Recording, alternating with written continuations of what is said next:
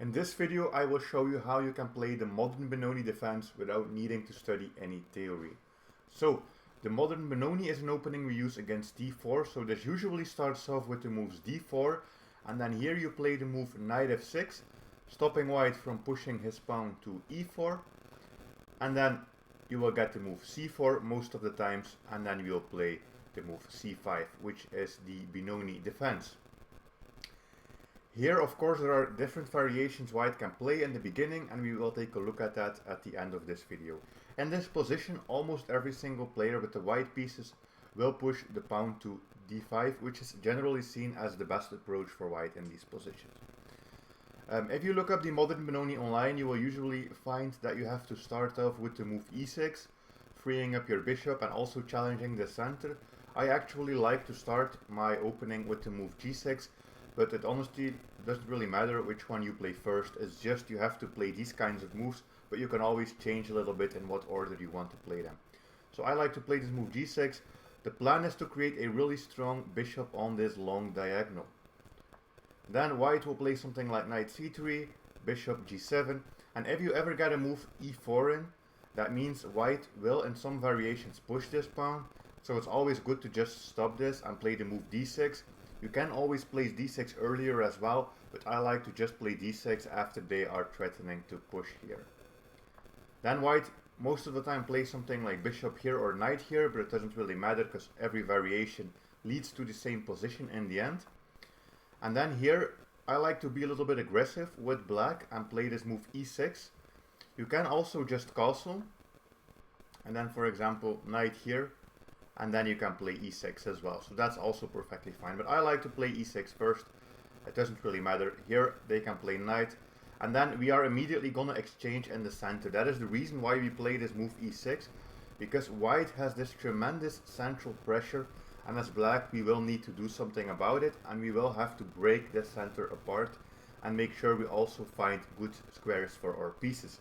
So I like to exchange this, and then here it is important to castle, because for example if you play a move like bishop g4, which is something you love to play in this variation, you can always run into this queen check, which is a little bit annoying, because the only thing you can really do here is block with the queen and then maybe get a position like this. But honestly this is not even really a big problem, because your king is kind of safe here in the center, since the center is so blocked. But I like to play immediately castles as soon as this opens up, and then you can play your bishop here.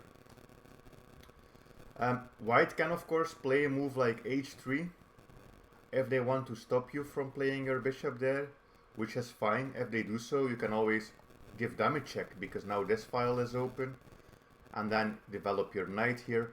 You will be blocking in the bishop, but that's not really a problem. We will use this bishop in the future, because here you have moves like knight h5, opening up your bishop, and then you always have this idea with playing knight to e5 and all of these lines, putting your knight on this central square, attacking the bishop, the pawn, sometimes a knight here. That is the main idea, and if they take you, you can now recapture with the knight, and that is the reason why it's good to move this knight out of the way, because if you go for it immediately, if white takes, here you actually have to take with your rook, because if you take with your pawn, it is no longer defending c5 and you will lose this. So that's, if you ever want to do this push, you have to make sure you can recapture with this. So for example here it's a good idea to play your bishop, so now the bishop can recapture. But most players will actually just castle in this position, and then you can play the move bishop g4, and this is even slightly better for us. I think if white wants to be a bit more active, or let's say prophylactic and stop our plans, they have to play this move h3, but most players castle, and then you can play bishop here. Our light squared bishop is actually a bit passive in many of these lines, and this knight is a really important piece for white. So that's why it's always good to just go here and then pin it and eventually exchange on this f3 square. So for example h3, you can then exchange. And this is the variation that is the best for us. If they play h3 first, our bishop is a little bit more passive, but of course, as I showed you, you can still play that variation as well. So something like this is what you will get most of the time, and then again we have the same idea with knight going to d7, and we are always eyeing up this square, because this is an amazing square for our knight. If we can get a knight here, basically the position will be equal, because we were able to stop white central pawns. We also have our knight placed well in the center. We will have this open file. We will have some chances sometimes here on the queen side. This file will open up. So a lot of good things for black. So that's why we are kind of fighting for this e5 square. Most white players will play something like bishop f4 trying to stop you, but if you want to, you can go there anyways. And capturing this might seem a little bit strange, but this is actually perfectly fine for black. And of course, white doesn't have to capture. They can also play something else. White doesn't have to capture, of course, but here we are attacking the queen and the bishop. So we are threatening to trade our knight for a bishop. White can always play back the queen if they want to, but then still we have this move, knight h5, and we are opening up this line. And if they play the queen back there, it's the same idea. You can always play knight here, and if they end up exchanging, you can just take with the bishop, and this knight can actually go here or here and many of these variations. So all of this is really good for black. And this will turn more into some kind of positional battle, some long-term battle where we will fight over files. We'll try to control squares, maybe we'll push this f5 pawn. It's also possible for white to capture, which is the most played move in these positions, but this is also really good for black, because now we have the central pawn, and soon we will be pushing this f5 and then this e4 pawn, and it is going to be black in these variations who has the better position of the two. So even though this is the most played line online by white, this is actually one of the worst lines for white. For example, rook here is something that's played a lot. Yeah, it's played the most. And then you have something like knight back. So now your bishop is protecting this. And as you can see, we have a lovely square here for the knight. Knight to d6 will be protecting e4, and then we can go for this push. If white tries to stop you, well, the best thing you can do here is first protect your pawn, because if you immediately go for this, of course, you are just dropping a pawn. You can do this with a move like b6, or you can also choose to develop your rook here to c8. It doesn't really matter. The only important thing is that you protect this pawn first. And here it's already really hard for white.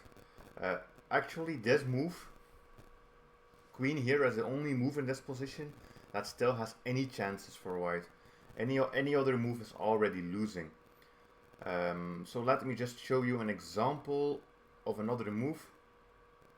For example, if they play queen back to e2, well, here you immediately have this f5 push, and this knight has to go back. Then you have this push, the bishop has to go back, and you can already see that this is a tremendous position for black. Black will also be able to reactivate the knight, and we have so much space, so much pressure as well on this queen side. The queen can sometimes go here. Sometimes there's even a king side attack. This is an amazing position for black. And if white is not careful and, for example, just plays something like rook here, he's even losing material, because of course we get a position like this, forking the queen and the bishop. So all of these lines are really good for black after they capture your knight. If they don't capture your knight and they play something else, like for example queen back, you can always play this move knight h5, and then you have these plans as well. White can also take a different approach after these moves d4, knight f6, c4, c5. White doesn't have to push. Pushing is of course the most played move and also the most sensible move, but sometimes white goes for an anti-Benoni, which is the move knight f3.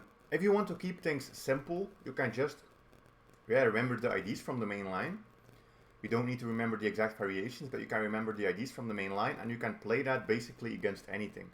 So if you want to, you can always play this move e6 here, and then most white players will in the end play this d5, and then you get a position like this, which is of course very similar. We will be able to capture here, we will be able to castle. So many of these IDs are the same for black. But if you want to, against the anti-Benoni, you can also go for a little bit more aggressive play with pawn takes d4, and then developing your knight to c6. And of course, this is a different set of moves that you have to play. You can take a look at this if you are interested, or you can choose to play the main line against everything. But this line is actually even better for black than the main line. So that's why I like playing this as well. And here we go for e6, and the idea is to use the bishop here and not play this fianchetto. So for example, after the move e4, we have bishop here to c5, putting pressure on the knight. If white captures here, we have to recapture, and many players recapture with the b pawn, but the b pawn capture is actually not so good because you will see this knight is in trouble. Here it's actually best to capture with this e pawn. And you might be thinking, well, you just lose your right to castle, but this is perfectly fine for black because the center is just closed and you will be able to put your king on one of those squares to be safe.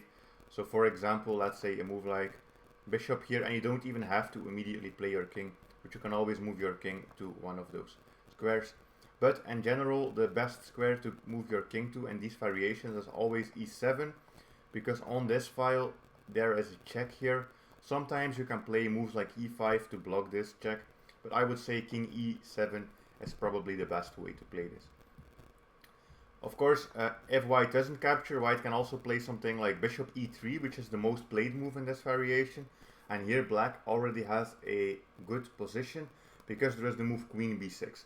Queen b6 putting pressure here on this knight, and of course, if the knight goes back, there is takes, takes, queen takes, so that's terrible for white.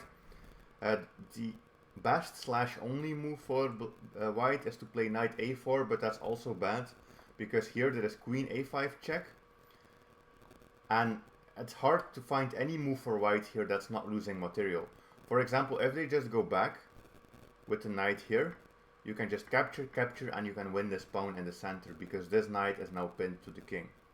And if they decide to go in with the bishop, well, there is a move like bishop b4, and then for example takes, takes, they can block the check, and then again you can capture this pawn for free. So I do like these anti-Benoni variations, and then capturing here in the center and playing the bishop to c5. But as I said, if you want to keep things more simple, you can also choose to play the main line against anything. Just know that this variation is actually better for black, so maybe it's worth taking a look at this. Then you also have to take a look at what to do if they take your pawn. You will almost never get this, maybe 1 in 20 games you will get this in this specific variation. But of course this is a move that is played. Here you have the same idea, e6, to of course attack this pawn with your bishop. If they try to defend it with a move like b4, you can always play a5, threatening to capture this, and of course this doesn't work because they would be losing the rook. So there's not really any way for them to defend this pawn. Or they would have to play something crazy like bishop here, but then still there is queen check and then bishop to c5.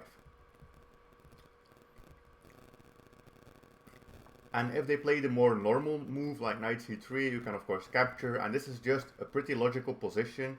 You can develop your pieces.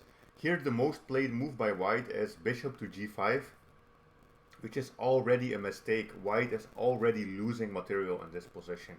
So you can just play the move queen b6 here, which is a common theme because there is pressure here on this pawn.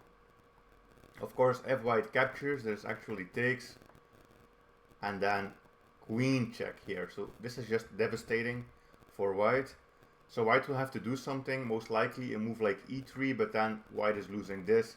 There is something like rook here, but you can see this position is already kind of messed up for white, and we are already up a pawn. So this is the most played line. So yeah, if you play this exchange variation, you will be in a good position. They can of course also be a little bit more safe with a move like e3. Then you can just play castles, and in the end we are going to push this d5 pawn, castles, and then always a6 in these lines to stop this knight. And then for example it takes, takes. Here it's better to take with the pawn. Of course you can take with the knight, but taking with the pawn makes sense because now you can develop your bishop. Even if they stop you, you can play bishop here. So this position is also pretty good for black. And then the last thing I have to show you is what if they really don't want to go along with your lines. For example, a variation like this, in which they play a London system kind of setup. So they don't play the move c4.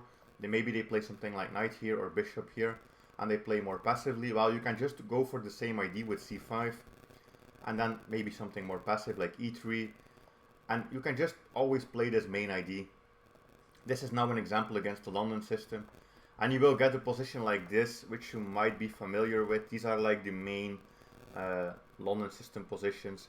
There's not really anything too exciting against this, but at the same time this position is about equal, so black has good chances in this position as well. So that was it. I hope you now know how to play the modern Benoni and you can go and try it out. If you want to take a new look at some variations, you can also rewatch the video to really imprint the ideas in your mind before you go out and play this opening. That's it for this video. I do have a community for chess improvers, so you should check out the link in the description. That's it, and I'll see you in the next one. Bye.